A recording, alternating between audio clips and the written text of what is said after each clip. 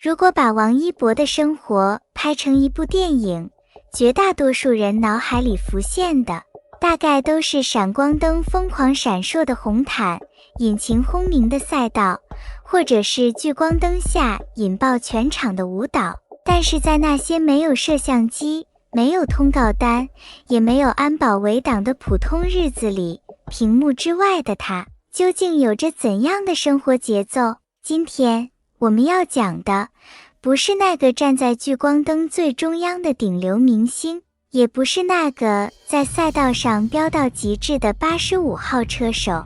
我们要讲的是一个极其难得的周日，一个关于阳光、电动车、鱼饵以及两个好兄弟之间最朴实、最惬意的小故事。那是一个难得没有工作安排的周末，清晨的阳光正好，空气里带着微甜的草木香。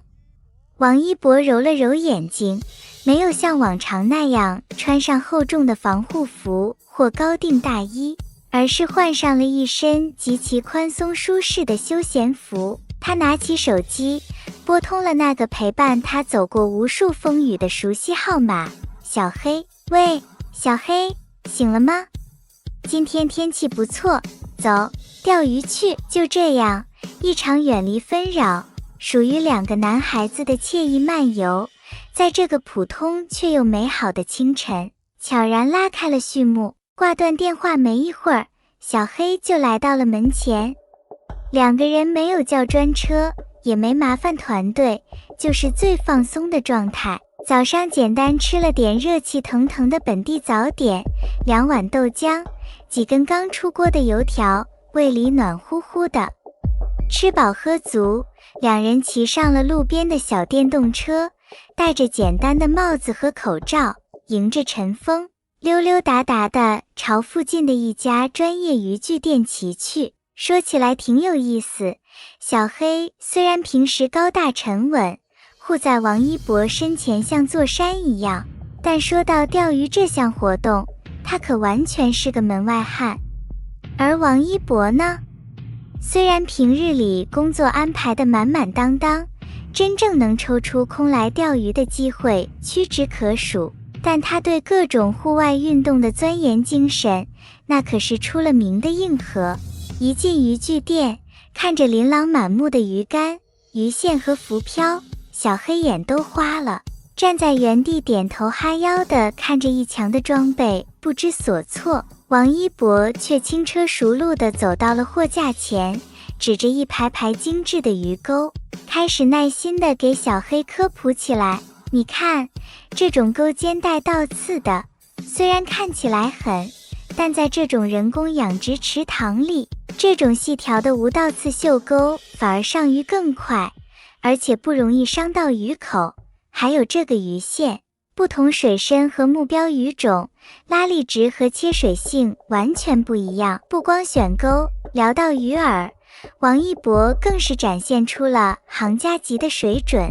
如果咱们今天想钓鲳鱼或者鲤鱼，这种带着浓郁面香味和腥味结合的复合饵料最管用，在水里雾化效果好又愉快。一旁的小黑听得一愣一愣的，眼睛里全是对这位老弟兼老板的佩服，止不住地点头。行啊，一博，没少做功课啊。跟着你选准没错，选好了中意的鱼竿、线组和精调的饵料，两个人拎着2大袋装备，高高兴兴地出了店门。离开渔具店后，他们骑着电动车穿过几条安静的乡间小路，来到了郊外一处环境清幽的钓鱼塘。这里没有城市的喧嚣，没有长枪短炮的镜头，也没有层层叠叠的安保人员。天地之间，草木葱茏，只有微风吹过水面泛起的阵阵涟漪。和他们2个人到了地方，找了个靠树荫的绝佳位置，两人放下折叠椅，开始安顿下来。王一博手脚麻利地组装鱼竿、挂浮漂、拌饵料，动作行云流水，一气呵成。小黑则在旁边边看边学，有模有样的把饵料搓成小圆团挂在钩上，随后猛地一扬竿，哗啦一声，鱼线划破水面，抛出了一个漂亮的抛物线。然而，钓鱼这项活动最考验的就是耐心。10分钟过去了，半小时过去了，水面静得像一面镜子，浮漂就像定在了水里一样，纹丝不动。小黑有些坐不住了，抓了抓脑袋，扭头看看王一博。王一博却显得格外从容，微微眯着眼睛，戴着墨镜看着远方的水面，呼吸随着水波的起伏而变得平缓。对于长期处于高压工作状态下的他来说，这种等待本身就是一种极度的放松和疗愈。突然，小黑那边的浮漂猛地向下沉了半目，紧接着就是一个干脆利落的下顿。有了！小黑眼疾手快，大喊一声，猛地提竿收线。可惜啊，小黑的手劲实在太猛，再加上动作有点笨拙，提竿的时机稍稍早了那么半秒钟。只听呼的一声，光秃秃的鱼钩飞出了水面，鱼脱钩溜了。看到小黑那一脸蒙圈又懊恼的搞笑表情，坐在旁边的王一博实在没忍住，扑哧一声开怀大笑起来，笑声在安静的池塘上方回荡，干净的就像个无忧无虑的孩子。别急别急，提竿的稳要用腕力，不能光用蛮力。王一博边笑边打趣道，可俗话说得好，笑得太早容易打脸。没过几分钟，王一博手里的鱼竿猛地一沉，竿尖被一股巨大的力量瞬间拉成了一道夸张的弧线。来大鱼了！王一博眼神一亮，瞬间进入状态。他双手稳稳控住鱼竿，顺着鱼发力的方向巧妙地溜鱼，不给他切线脱钩的机会。几番拉扯之下，一条硕大肥美的鲳鱼终于被溜得没了力气，肚皮朝上浮出了水面。快，抄网！王一博喊道。小黑见状，赶忙伸手拿过旁边的抄网，弓着腰小心翼翼地往水里捞。可就在抄网刚碰到鱼尾巴的一瞬间，那条沉闷了半天的鲳鱼就像是垂死病中惊坐起，猛地剧烈甩尾，拍起了一大片水花。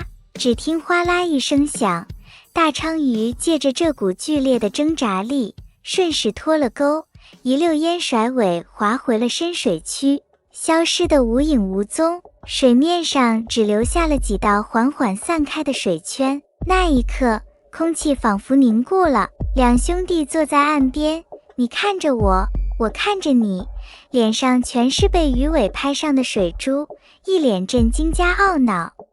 静止了2秒钟后，两个人同时爆发出了肆无忌惮的哈哈大笑。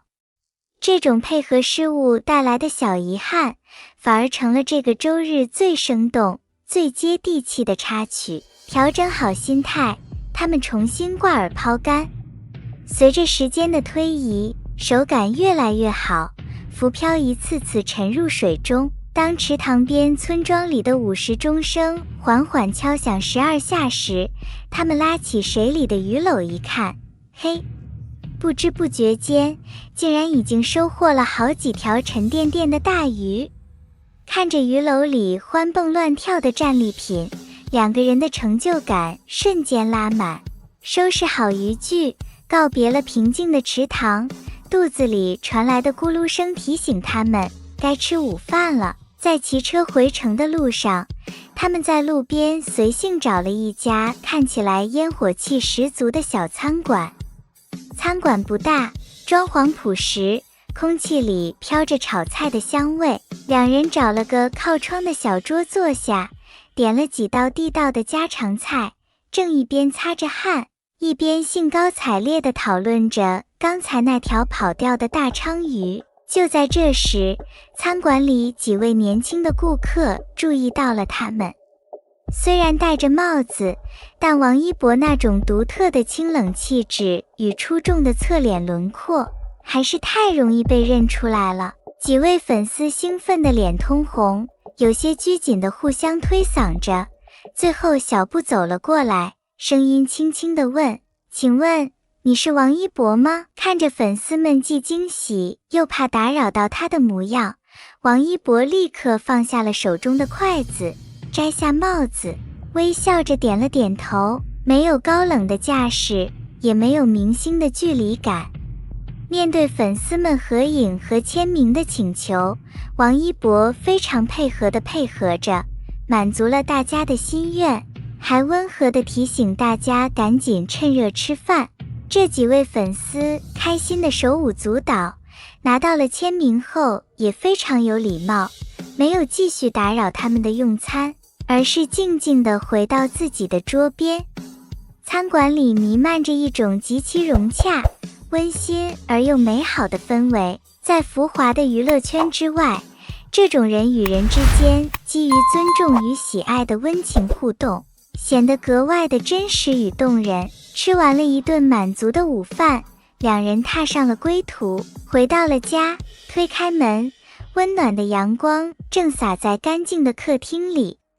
小黑去处理今天钓上来的战利品，而王一博则洗了个澡，换上干爽的衣服，享受着难得的午休片刻。午后的阳光变得有些慵懒，王一博抱着自己的笔记本电脑，来到了户外的凉亭下。小桌上放着一杯冰镇的清茶，微风吹拂着他的发丝。他打开电脑，神情重新变得专注而认真。屏幕上是他自己提前准备好的后续工作行程安排，从剧本的研读、赛车训练的计划，到新项目的筹备。虽然是在休息日，但他对生活的掌控力与对事业的规划依然一丝不苟。忙碌了半个多小时，确认完所有日程后，他轻轻合上了笔记本电脑，伸了个舒服的懒腰。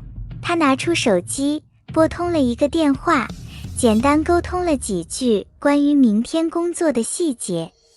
挂断电话后，他起身活动了一下筋骨，看着院子里清澈见底的游泳池，阳光在水面上折射出绚丽的光斑。他换上了泳裤，纵身跃入清凉的水中，水花飞溅间，所有的疲惫与压力都被一扫而空。在这个平凡的周日里，没有无休止的镜头追逐，没有繁重的通告压力，只有好朋友的陪伴，钓到大鱼的喜悦，路人的善意，以及阳光下惬意的一泳池清爽。生活原来可以如此宁静，如此美好。很多人常说，羡慕王一博站在舞台中央时的光芒万丈，羡慕他在赛道上撕裂风声时的酷炫潇洒，但或许真正能让人感到温暖与力量的，恰恰是他在卸下所有光环后，依然能把平凡日子过得诗意而有节奏的那份纯粹。他可以在千万人狂欢的场域里做最耀眼的顶流，也可以在一个普通的周日清晨，骑着电动车去买渔具，为了跑掉一条鱼儿和兄弟开怀大笑。知世俗而不俗，处繁华而定心，懂得在拼搏时倾尽全力，也懂得在生活里拥抱宁静。这或许就是王一博身上最迷人也最治愈的人生态度。生活原本平淡，但只要你怀揣热爱，每一个普通的周日都能被过成值得珍藏的诗篇。感受生活本真，拥抱内心宁静。如果你也被王一博这段惬意而真实的周末故事所打动，请一定要给黎春正点个赞，点击关注并开启小铃铛，这样你就不会错过我们后续为您带来的更多关于王一博的温暖故事、影视深度剖析与生活美学解读。也欢迎在评论区留下你的感受，在你理想中的周末里，你最想和好朋友一起去做一件什么样的小事呢？感谢大家一直以来对黎春正的支持与陪伴。愿你的生活也充满宁静与美好。我们下期视频不见不散。